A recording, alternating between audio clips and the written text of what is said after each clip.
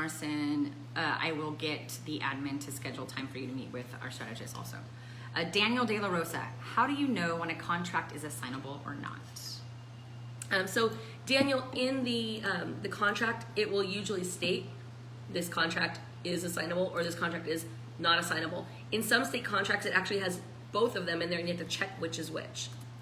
And I can't remember who it was. Somebody in our mastermind just yesterday said that was the thing that made them nervous. They were making an offer, and when they made the offer, the seller came back and changed it from assignable to not assignable. Maybe it was Denise. I can't remember. But anyway, so some contracts actually have both of them, and then you have to pick one. But usually it will state in there this contract is not assignable. You just got to look through the state contract and see. But really, that's part of why we teach other strategies for assigning deals that are not assignable.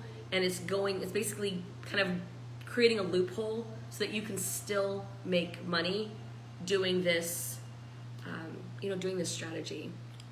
If you're interested in learning more about real estate investing or investing in passive income, multifamily, or apartments, feel free to join our free private Facebook group. If you know that you want help, you know you want someone to hold your hand, and you know you want to be part of a mastermind and have coaching, all that you need to do is text the word freedom to 619-373-8461. So if you just want to see what is that about and how can I speed up my results and do it more safely, I'd be happy to chat with you about what your options are and see what we can do to help you along your journey.